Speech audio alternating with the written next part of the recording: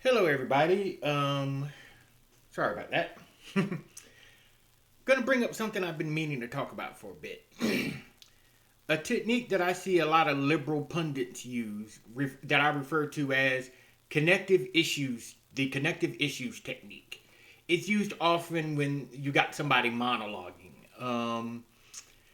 Quickest, easiest way to describe it is you take one issue and connect it to five other issues that have nothing to do with the original first issue in order to bring in numerous people who generally wouldn't care about said issue or have little skin in the game in it.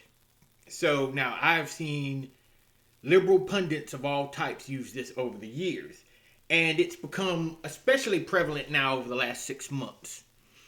Now, to give a example that people will understand a little bit better, I will use Cenk Uygur of TYT fame. He uses this technique a lot. Like I said, connective issues technique. But I can't find a cooler name. If anyone's got a cooler name, put it in the comments. So what is the connective issues technique? Here's how it works. And we'll use abortion. Anna Kasparian is doing her little bitching rant about how horrible Roe v. Wade being overturned was and blah, blah, blah, blah, blah, blah, blah, blah, blah. After she's done ranting for about 5 minutes, she turns it over to Cenk. Cenk at first starts talking very kindly, softly, nicely. He starts talking about how horrible it is that Roe v. Wade was overturned and that Clarence Thomas was the main one behind it all, and he can't understand it. Now, this is important as he goes on, the mentioning of Clarence Thomas. The next thing Cenk says is that abortion being, Roe v. Wade being overturned is very much affecting the poor. And then he goes on and he blames conservatives, saying conservatives and Republicans hate the poor. Next, he goes into how it affects blacks, especially black women, but most of all just black people in general. He then makes the claim that overturning Roe v. Wade is inherently racist, even though Clarence Thomas is on the Supreme Court and so is Sonia Sotomayor. He will claim that it is racist. And he'll go on a bit of a rant sometimes, branching out even into the so-called shooting of unarmed black men, as somehow this connects to the overturning of Roe v. Wade. The next thing he goes into is how the overturning of Roe v. Wade and comments supposedly made by Clarence Thomas somehow make the overturning of Roe v. Wade a threat to gay people and their supposed rights. Going so far as to say gay marriage may be overturned in all 50 states. The right to have gay sex may somehow no longer become a right. All sorts of crazy things. Then, by this point, he's raving and ranting and screaming like a lunatic. Then he'll calm down, because he's probably out of breath with his fat, sorry ass. And he'll stop for a moment, and then he'll say, and this goes all the way back to Roe v. Wade being overturned. He will create a circle of issues that really have no connection to one another to somehow bring you all the way back to Roe v. Wade being overturned and abortion rights. Now, if you're listening quite well and hearing and understanding, you will say, well, that didn't make any fucking sense. How in the hell did we go from Roe v. Wade to unarmed black people being shot, racism, interracial marriage, gay marriage, and then somehow all the way back to Roe v. Wade being overturned? Here's the reason why. Cenk knows that this is an issue that people are starting to go, meh, don't really care about after a certain point. So what he has to do is what liberals and progressives and the Democrat Party always do. You bring more people who are uninvolved into your political tent to show that you have massive support. Oh, look, we've got all of these people from minorities here. So our issue must be important, even if the people in the other minorities are like, we don't care about that issue. We care about our issue. But what Cenk does with the connective issues technique is he starts talking about abortion first. Then he starts talking about the poor. Why is this important? When he starts talking about the poor, all the bleeding heart liberal types and progressive types whose main thing is, oh, we want to help the poor. We really, really, really need to help the poor. By mentioning how Roe v. Wade being overturned affects poor people, all of you bleeding heart types immediately start listening. And you start hearing. But your brain shuts off at a critical point, and that is the logic and learning point. All you're doing now is listening and taking in. You're not learning. You're not truly understanding what Cenk is saying. He caught you because you're a bleeding heart liberal who's worried about the poor. Okay, so now you're worried about the poor in context of how Roe v. Wade being overturned was somehow some big important thing. Next, we get into racism. Same thing. Black people are unfortunately trained as well as Pavlov's dog. Whenever you say the word racism, immediately black people and some brown folks' brain shuts off. And they start listening. They start hearing, but they stop understanding because they are so deeply connected emotionally to the word racism, they stop hearing anything else. And so now Cenk has the black and the browns because they somehow now think that turning the right of abortion back to the states somehow affects race issues in the country. When it really doesn't. Because black people and brown people and white people can go get abortions in a state they're okay with. That's okay with it. There's no racism involved in abortion, just the killing of an innocent child before it comes out the womb.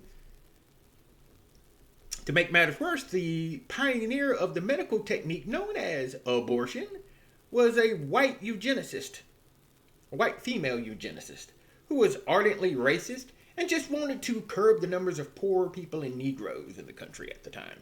I think it was back in the early 1920s. But you get what I'm saying. Margaret Sanger was a eugenicist and a racist. She was also a Democrat and a progressive. I guess that explains why Cenk supports abortion so damn much, even though he is brown. And so all of these things shut off your emotion. They shut off your brain. Rile up your emotion, your lizard brain. So you are no longer understanding and thinking. You're just listening.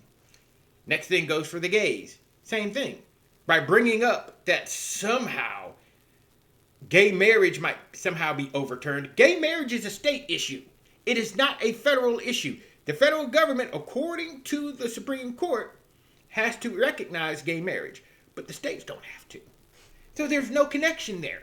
Plus, on top of that, abortion, how the hell is this connected to people who don't have kids? Gay people are not having kids. Whether they're in a relationship or not, they're not having kids. And if a gay person, let's say a lesbian, she decides to get pregnant for whatever reason, then she's going to get pregnant. However she chooses to do it. Artificial insemination, going out and getting fucked a few times a day so she can get preggers. I don't know how she's going to do it, but she's going to do it.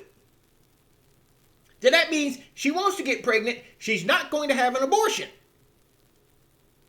Two men can't get pregnant. So abortion has nothing to do with them. They don't care. But Cenk brought up that somehow gay marriage might be overturned. And I remember even he went so far, stupidly enough, to actually infer that somehow some states would go so far, if allowed, that they would somehow outlaw gay sex. Really? Seriously, Cenk. This isn't Puritan America, okay? This isn't the 1600s or the 1500s or even the early 1700s, okay? Nobody's going to be peeking in your goddamn window to see if you're butt-fucking somebody. Although in your case, Cenk, we might have to go check by the local barns to make sure you're not banging the horses again, you bastard. Just some sick, stupid shit. Doesn't make any sense, but this is the liberal technique of talking to you, of dialoguing. Or monologuing. They connect all of these issues that they believe their minority groups will latch onto. They're just using you. They're manipulating you. And I want everybody to understand that. Don't fall for that trick. Please don't fall for that trick. But I've seen a liberal pundits on CNN and MSNBC doing this exact same damn thing. Joy Reid, she's been using that for years. Rachel Maddow, she kind of uses it on some occasions, especially with Trump and Russia. But everybody's seen through her bullshit so damn much. Brian Stelter, on occasion, I think Brian Stelter is probably the only one of the few journalists on CNN who realizes he shouldn't be using that technique. Because he stops himself from using it on more than one occasion. I've noticed that. But at the end of the day, this is, once again, it's just a technique to bamboozle you if you are a minority or a treasured special rights group, to bring you into a debate or a discussion that you generally don't care about. And it can be used with anything. Gay marriage. Okay, let's connect racism and poverty to gay marriage.